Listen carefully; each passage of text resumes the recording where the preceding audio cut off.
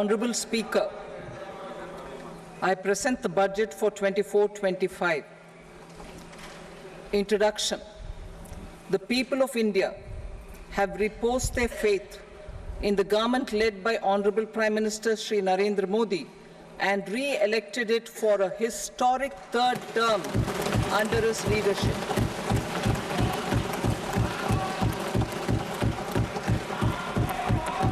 We are grateful for their support, faith, and trust in our policies.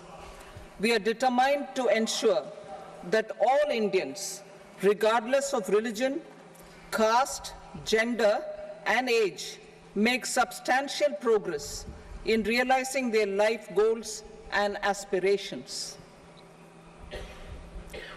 Global context. The global economy, while performing better than expected, is still in the grip of policy uncertainties. Elevated asset prices, political uncertainties, and shipping disruptions continue to pose significant downside risks for growth and upside risks to inflation. In this context, India's economic growth continues to be the shining exception and will remain so in the years ahead.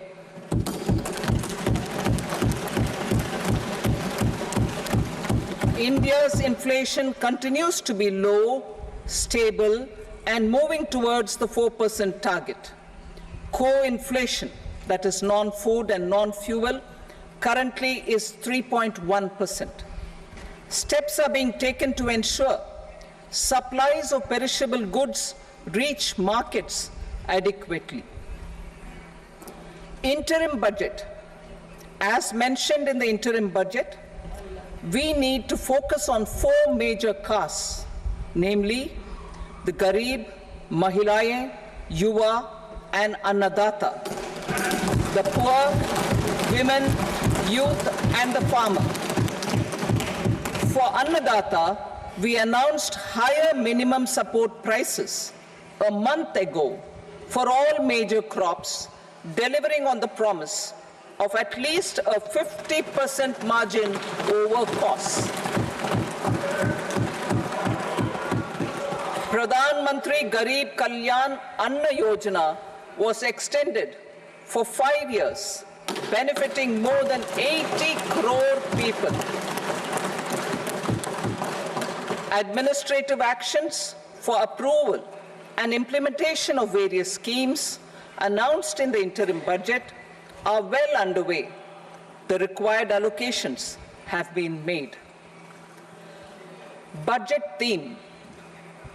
Turning attention to the full year and beyond in this budget, we particularly focus on employment, skilling, MSMEs, and the middle class.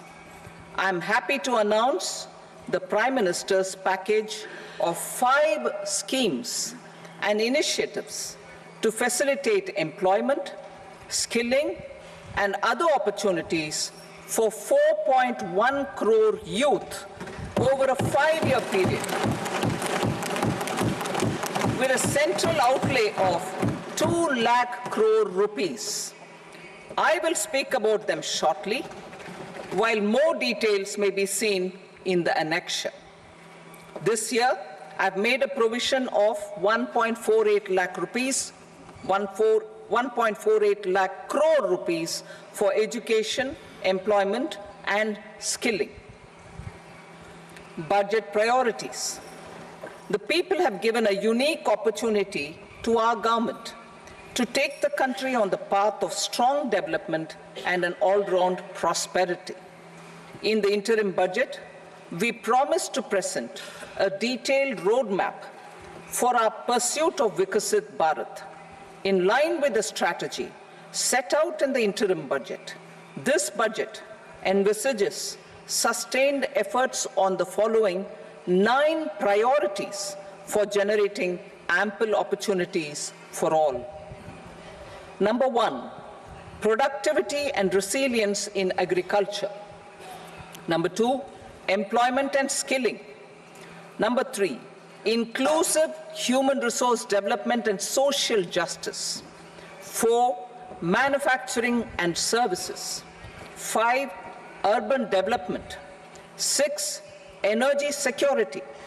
7, infrastructure. 8, innovation, research and development.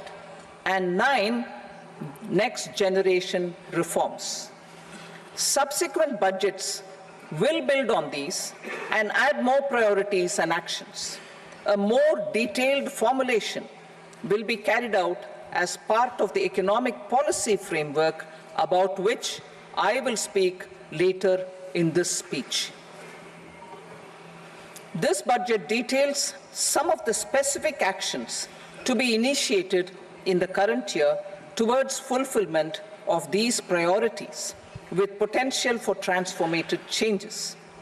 The budget also covers some of the previously made announcements with intent to strengthen them and step up their implementation for expediting our journey towards the goal of Viksit Bharat. Priority 1, productivity and resilience in agriculture. Transforming agricultural research. Our government will undertake a comprehensive review of the agricultural research setup to bring the focus on raising productivity and developing climate-resilient varieties. Funding will be provided in challenge mode, including to the private sector. Domain experts, both from the government and outside, will oversee the conduct of such research. Release of new varieties. New 109 high-yielding and climate-resilient varieties of 32 field and horticultural crops will be released for cultivation by farmers. Natural farming.